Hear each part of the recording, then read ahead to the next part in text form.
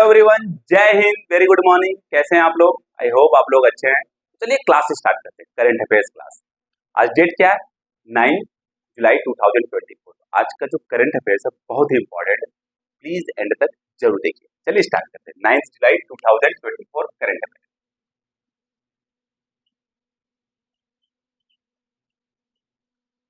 Current affair, okay. तो पहला है, आप लोगों को पता है अभी भगवान जगन्नाथ रथ यात्रा चल रही है। कब स्टार्ट होता है? अब इस यात्रा यात्रा में कौन कौन सम्मिलित होता है आपको पता है? इस रथ यात्रा में भगवान श्री कृष्ण, जो भगवान जगन्नाथ के रूप में, और उनके बड़े भाई बलभद्र जी और उनकी छोटी बहन सुभद्रा जी सम्मिलित होती है।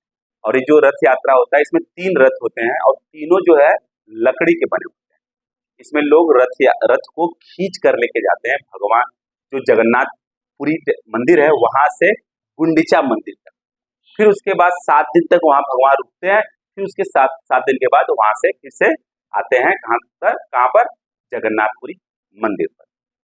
ऐसी पुराणों में मान्यता है, ऐसे पुराणों में हमारे लिखा गया है, कहा जाता है कि जो माता सुभद्रा है उन्होंने भगवान श्री कृष्ण से प्रार्थना किया कि वह शहर को देखना चाहती है, नगर को देखना चाहती है। तो भगवान श्री कृष्ण बलभद्र के साथ और माता सुभद्रा के साथ शहर दिखाने उनको जाते हैं। और शहर जब दिखा रहे होते हैं तो अपने मौसी के घर चले जाते हैं, और मौसी के घर बहुत ज्यादा पकवान खाते हैं तो उनकी तबीयत थोड़ी खराब हो जाती है। तो 7 दिन तक मौसी के घर रुक जाते हैं। इसीलिए इस यात्रा में क्या होता है, एक दिन जाने में समय लगता है और 7 दिन भगवान वहां पे रुकते हैं, फिर उसके बाद वहां से चलते हैं। इसमें 3 रथ होती हैं। एक होता है बलभद्र जी का रथ जो कि सबसे आगे होता है, फिर बीच में सुभद्रा जी का रथ होता है और पीछे भगवान का रथ होता है। तो भगवान जगन्नाथ भगवान श्री कृष्ण के ही रूप है, भगवान विष्णु के ही रूप है। समझ में आ गया? ये हमारे आर्ट और कल्चर से रिलेटेड बहुत ही इंपॉर्टेंट है। पूछा जा सकता है किस स्टेट में? ओके, तो उड़ीसा राज्य में।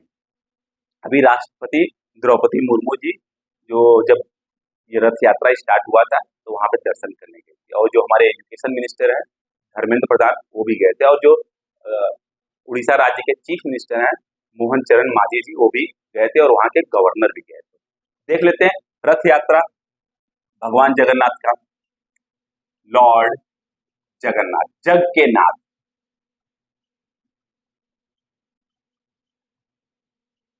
रथ यात्रा। ओके, इसमें 3 रथ होते हैं। सबसे आगे बलभद्र जी का होता है जिसको ताल ध्वज बोलते हैं, नाम याद रखिएगा, ताल ध्वज बलभद्र जी का।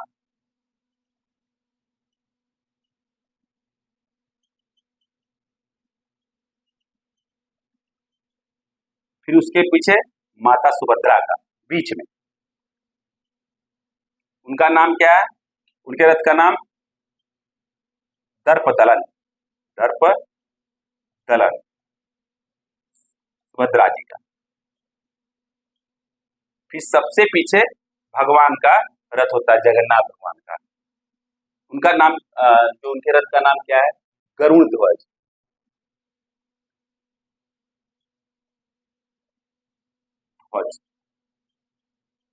ओके, और इनके रथ को नंदी घोष भी कहते हैं, नंदी घोष कहते हैं। सबसे बड़ा जो रथ होता है बलभद्र जी का होता है, फिर उसके बाद भगवान जगन्नाथ का रथ होता है, फिर माता सुभद्रा का होता है। और जो इनके रथ का जो कलर है वो याद रखिएगा, रेड और ग्रीन, और इनका ब्लैक और रेड।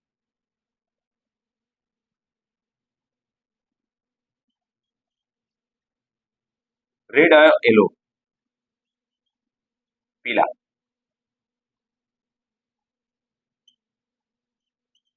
भगवान जगन्नाथ,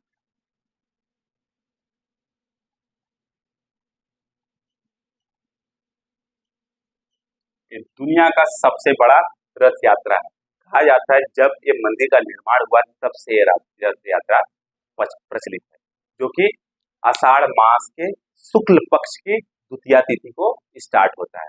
जून और जुलाई के महीने में स्टार्ट होता है, आषाढ़ मास के शुक्ल पक्ष के द्वितीया तिथि को, इसको याद रखिएगा।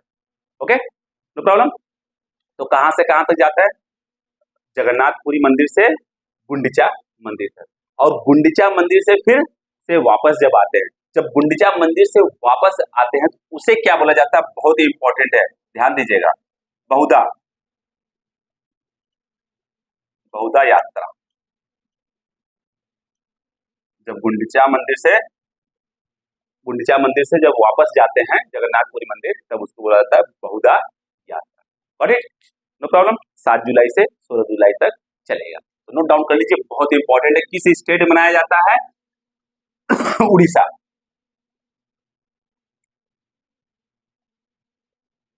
नेक्स्ट है, अभी डिफेंस इन्वेस्टिचर सेरेमनी हो रहा है, हुआ था डिफेंस इन्वेस्टिचर सेरेमनी, रक्षा अलंकरण समारोह।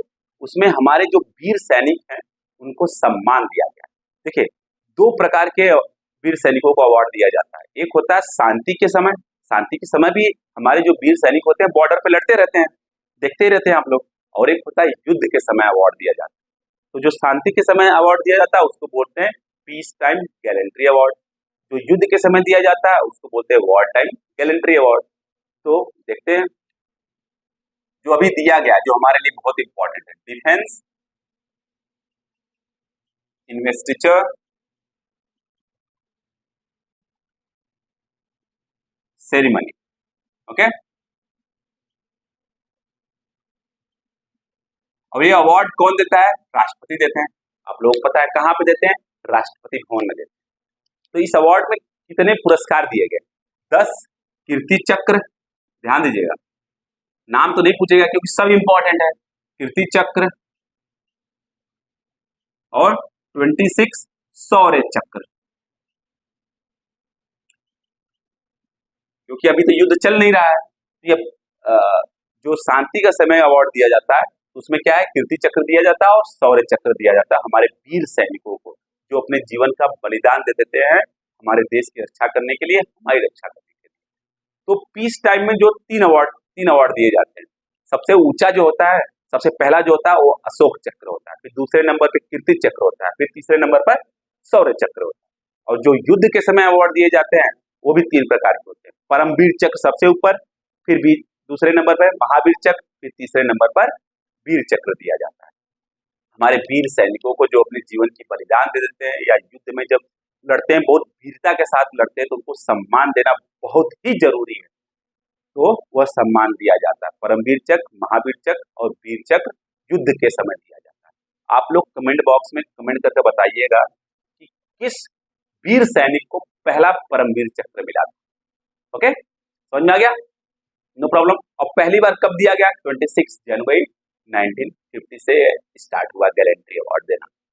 Okay, got it, note down कर लीजिए, बहुत ही इंपॉर्टेंट है। और 7 हमारे वीर सैनिक ऐसे हैं जिनको उनके शहीद होने के बाद ये अवार्ड दिया गया, इसी जो 10 कीर्ति चक्र और 26 शौर्य चक्र है उसी में। समझ में आ गया?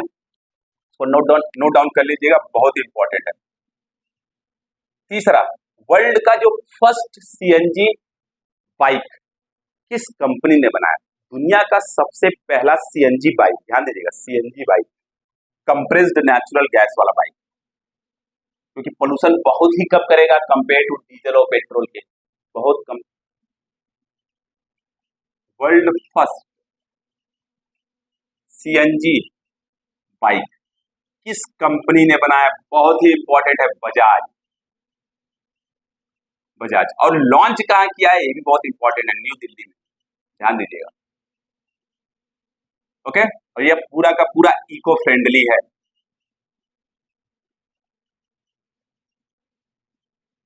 ओके, इको फ्रेंडली, क्योंकि आपको पता है बहुत ज्यादा पोल्यूशन हो रहा है, उसको रिड्यूस करना बहुत ही जरूरी है। तो आपको ऐसे ऐसे मेजर स्टेप्स लेने पड़ेंगे। तो पहला कौन सी कंपनी बन गई है? बजाज। पूछा जा सकता है एग्जाम, ध्यान दीजिएगा, नोट डाउन कर लीजिए। तो भारत में बहुत सारे स्टेप्स लिए जा रहे हैं, ओके, एयर पोल्यूशन को कम करने के लिए, क्योंकि हम लोग ने कल ही देखा था भारत में हर साल लगभग 33,000 लोग मारे जाते हैं एयर पोल्यूशन के कारण। Okay, Asian double squash championship, Asian double squash championship,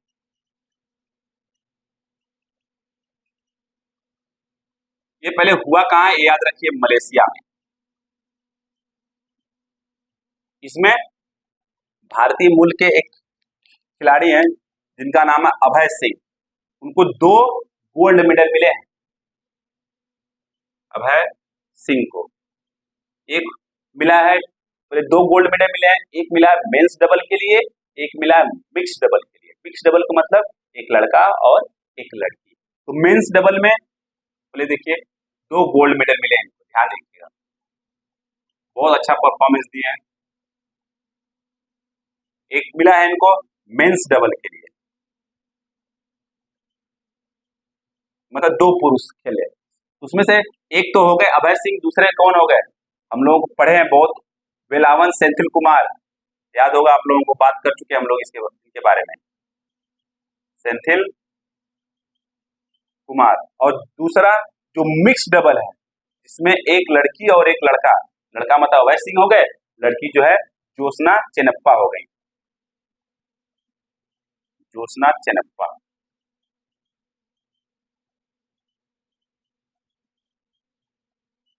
तो 2 गोल्ड मेडल जीते हैं कौन, अभय सिंह, इसमें स्क्वैश चैंपियन में, कहाँ चैंपियनशिप में, कहाँ हुआ है, मलेशिया में।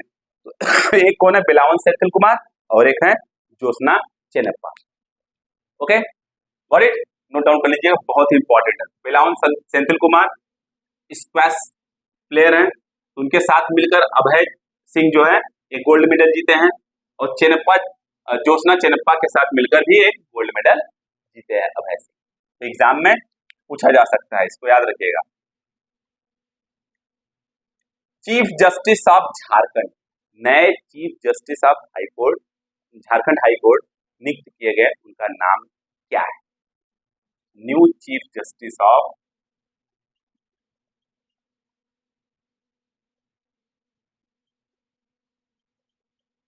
Jharkhand high court, Jharkhand high court मतलब एचसी लिख दे रहा हूं मैं, विद्युत रंजन सारंगी, उनका नाम क्या है, विद्युत रंजन सारंगी।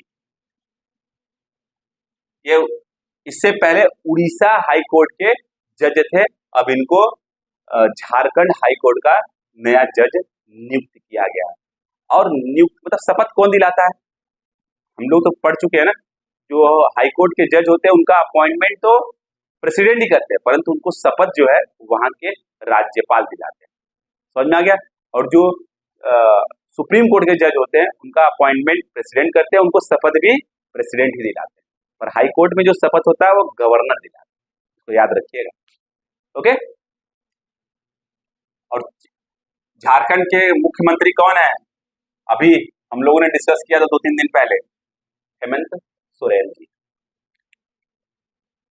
वर्ल्ड ओल्डेस्ट केव पेंटिंग, दुनिया का सबसे पुराना गुफा में पेंटिंग पाया गया है, वह किस कंट्री में पाया गया है, ये हमारे लिए इंपॉर्टेंट है। वर्ल्ड ओल्डेस्ट केव पेंटिंग कहां पाया गया, इंडोनेशिया में, इंडोनेशिया में। इंडोनेशिया में एक सुलावेसी आइलैंड है, सुलावेसी आइलैंड है वहां पर। अब ध्यान दीजिएगा, अब सुलावेसी आइलैंड के बारे में पूछा जा सकता है कि सुलावेसी आइलैंड कहां पर, किस देश का है सुलावेसी आइलैंड, इंडोनेशिया का। और इंडोनेशिया में दुनिया का सबसे पुराना गुफा पेंटिंग पाया गया है। इसमें पाया क्या गया, इसमें जो पेंटिंग है उसमें एक सुअर है जिससे 3 आदमी लोग क्या कर रहे हैं, बात करते हुए दिखाया गया, एक सुअर से 3 आदमी बात करते हुए दिखाया गया। और जो पेंटिंग पाया गया है ये लगभग 51,200 ईयर्स पुराना है, 51,200 ईयर्स, ओके, पुराना है। और इंडिया में सबसे पुराना जो के पेंटिंग है कहाँ पाया गया है, भीमपेटका, कहाँ पर है, मध्य प्रदेश में, हम लोग पढ़ चुके हैं उनके बारे में, समझ में आ गया पक्का, तो इसको ध्यान दीजिएगा। दुनिया का सबसे पुराना गुफा पेंटिंग किस कंट्री के अंदर है, इंडोनेशिया, कितने साल पुराना है, 51,200 ईयर्स ओल्ड है। कहाँ पर? Sulawesi island. और इसमें पेंटिंग में बताया क्या गया है कि एक सुअर का फिगर बनाया गया है और 3 आदमी का, जो कि वो 3 आदमी जो सुअर से बात कर रहे हैं, ऐसा दिखाया गया उसके। ध्यान दीजिए। ओके सॉरी, नोट डाउन कर लीजिएगा।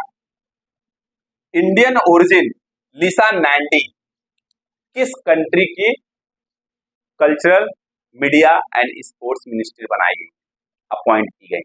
लिसा नैंडी, क्योंकि ये इंडियन ओरिजिन है, मतलब इंडिया में पैदा हुई है, अब जाके उस कंट्री की सिटीजनशिप ले ली है क्योंकि वहां पर रहने लगी है, तो पूछा जा सकता है। इंडियन ओरिजिन है।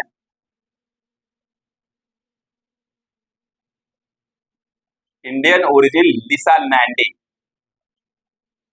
नैंडी, okay, Lisa Nandy become a minister, become cultural, media and sport minister of which country? किस कंट्री का? अभी आप लोगों को पता है ब्रिटेन में इलेक्शन हुआ था जहां पे लेबर पार्टी जीती है। 650 सीट में से 412 सीट लेबर पार्टी को मिला है। तो वहां के जो प्रेसिडेंट नियुक्त किए, प्राइम मिनिस्टर नियुक्त किए गए हैं, वो कीर स्टारमर हैं। तो उनकी एक मिनिस्टर बनाई गई है, उनका नाम है लिसा नैंडी।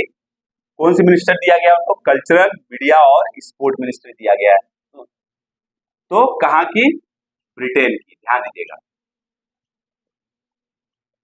इसको याद रख लीजिएगा, पूछा जा सकता है एग्जाम में, क्योंकि यह भारतीय मूल की महिला है और 5 बार वहां की सांसद है, 5 टाइम सांसद रह चुकी है। और यह बंगाल, मतलब वेस्ट बंगाल से बिलोंग करती है। समझ में आ गया? वेस्ट बंगाल में पैदा हुई थी, अब तो वो ब्रिटेन में शिफ्ट हो गई, वहीं की सिटीजनशिप ले ली है, वहीं की मिनिस्ट्री बन गई। ओके, तो नोट डाउन कर लीजिएगा। और इंडियन ओरिजिन है, इसलिए पूछा जा सकता है। Got it? ईरान में अभी प्रेसिडेंट का इलेक्शन हुआ था, वहां का रिजल्ट भी आ गया, तो पूछा जा सकता है कि ईरान के जो नए प्रेसिडेंट बनाए गए उनका नाम क्या है। ओके, देख लेते हैं। ईरान के जो नए प्रेसिडेंट है उनका नाम है मसूद पेजेशियन। अब ईरानियन नेम है, आप समझ सकते हैं कैसा प्रोनाउंस है, मसूद पेजेशियन। ओके, पेजेशियन, यह ईरान के प्रेसिडेंट हैं, 9th प्रेसिडेंट हैं। अभी आप लोगों को पता है कुछ समय पहले 19 मई को जो ईरान के पुराने प्रेसिडेंट थे, जब वो डैम का इनॉग्रेशन करके आ रहे थे तो उनका हेलीकॉप्टर क्रैश कर गया था, इब्राहिम राइसी का, और उनका देहांत हो गया था। उसके बाद ही ईरान में इलेक्शन हुआ और उस इलेक्शन में नए प्रेसिडेंट नियुक्त करके आए हैं, उनका नाम है मसूद पेजेशियन। इनको बोला जाता है कि यह एक रिफॉर्मिस्ट है, एक डॉक्टर भी, पेशे से डॉक्टर भी है और कुरान भी पढ़ाते हैं, और एक रिफॉर्मिस्ट है। देखिए अब इनके प्रेसिडेंट बनने के बाद इंडिया और ईरान के रिलेशन पे क्या इम्पैक्ट पड़ता है, उसको आगे डिस्कस करेंगे, क्योंकि ईरान इंडिया के लिए बहुत इंपॉर्टेंट है। क्योंकि ईरान के अंदर आपको पता है चाबहार पोर्ट है, जहां से हम लोग एक रेल लाइन भी बना रहे हैं, और जो पोर्ट है वह इंडिया को 10 साल के लिए लीज पे दिया गया है। तो अब कैसा रिलेशन रहता है इंडिया और ईरान के बीच में, वो आगे आने वाले दिनों में पता चलेगा, तो हम आपसे डिस्कस करेंगे। क्योंकि ईरान का अगर आप लोकेशन देखोगे तो बहुत ही इंपॉर्टेंट है, जो कि इंडिया के लिए, क्यों? क्योंकि अगर हम लोग ट्रेड करना चाहते हैं सेंट्रल एशिया से, लाइक कजाकिस्तान, तुर्कमेनिस्तान, उज्बेकिस्तान, तो ईरान ही वह एक रास्ता है। या तो अगर हम लोग यूरोप जाना चाहते हैं ट्रेड करने के लिए, तो ईरान ही एक रास्ता है, जो ईरान से होकर टर्की होते हुए हम लोग निकलेंगे, ईरान से होते हुए, अर्मेनिया से, अजरबैजान से होते हुए रसिया तक जाएंगे। समझ में आया? इसलिए ईरान हमारे लिए बहुत इंपॉर्टेंट है। नॉर्थ में आपको दिखेगा कैस्पियन सी, साउथ में आपको ईरान के नॉर्थ में दिखेगा कैस्पियन सी, साउथ में दिखेगा आपको पर्शियन सी। समझ में आ गया? जो कि पार्ट है इसका अरबियन सी का, या तो आप कह सकते हो इंडियन ओशन का पार्ट। Got it? पक्का? और ईरान जो है वह ईस्ट में देखेंगे तो पाकिस्तान के साथ बॉर्डर शेयर करता है, और अफगानिस्तान के साथ बॉर्डर शेयर करता है। वेस्ट में देखेंगे तो इराक और टर्की के साथ बॉर्डर शेयर करता है। और नॉर्थ में देखेंगे तो तुर्कमेनिस्तान के साथ बॉर्डर शेयर करता है और अजरबैजान के साथ बॉर्डर शेयर करता है। तो थोड़ा बहुत लिटिल आर्मेनिया के साथ भी बॉर्डर शेयर करता है। समझ में आ गया? पक्का? पर्शियन गल्फ में, साउथ में पर्शियन गल्फ भी है वहां पर। ओके, तो नोट डाउन कर लीजिए, बहुत इंपॉर्टेंट है। इनका नाम ध्यान रखिएगा। ईरान के 9वें प्रेसिडेंट नियुक्त किए गए कौन? Masoud Pezeshkian, 9। और एक पूछा जा सकता है कि जो ईरान का पार्लियामेंट है उसका नाम क्या है? मजलिस। मजलिस, ईरान का पार्लियामेंट जो है वह, उसका नाम जो है क्योंकि बहुत ज्यादा चर्चा में है तो पूछा जा सकता है, मजलिस। ओके, नेक्स्ट है, इंडिया और रसिया के बीच में 22वां एनुअल समिट हुआ है, 22nd। Okay, 22nd India Russia annual summit.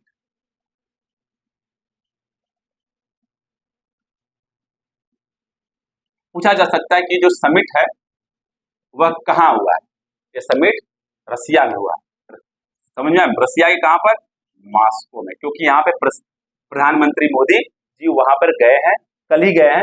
8 जुलाई से लेकर 9 जुलाई तक यह समिट होगा। क्या होता है, चेंज होता रहता है। कभी एक साल जो होगा रसिया में होगा और अगले साल जो होगा वह इंडिया में होगा। तो लास्ट टाइम कब हुआ था? 2021 में। उसके एनुअल समिट है, उसके बावजूद भी 2021 में हुआ था, क्योंकि उसके बाद रसिया यूक्रेन युद्ध स्टार्ट हो गया था, इसलिए जो समिट है वो बंद हो गया था। अब फिर से समिट स्टार्ट हो गया। तो पूछा जा सकता है कि पहली बार जो ये समिट है कब हुआ था? तो 2000 में हुआ था, फर्स्ट टाइम। और इस समिट में क्या होने वाला है? सिंपल सी बात है, रसिया जो है इंडिया को बहुत ज्यादा डिफेंस प्रोडक्ट देता है, तो जो डिफेंस टाई है वो और स्ट्रांग होने वाला है, और इकोनॉमिक टाइज है डेफिनेटली इंप्रूव होगा, और इन्वेस्टमेंट आ सकता है, और एनर्जी के क्षेत्र में भी बात होगी इंडिया और रसिया के बीच। समझ में आ गया? पक्का? 100%। लास्ट टाइम पूछा जा सकता है कहाँ हुआ है, तो कहाँ पे हुआ था? न्यू दिल्ली में हुआ था। कब हुआ था? 2021 में हुआ था। ओके, और वो कौन सी समिट थी? 21वीं summit. Okay, 21st India Russia summit था, जो कि इंडिया के अंदर हुआ। और इसमें क्या क्या बात की जाएगी? डिफेंस एरिया में बात की जाएगी, डिफेंस सेक्टर में कैसे और रिलेशन स्ट्रांग हो, एनर्जी कोऑपरेशन की बात होगी, इन्वेस्टमेंट की बात होगी, कल्चर की बात होगी, इसको याद रखिएगा। और last news of the day है डुरंड कप।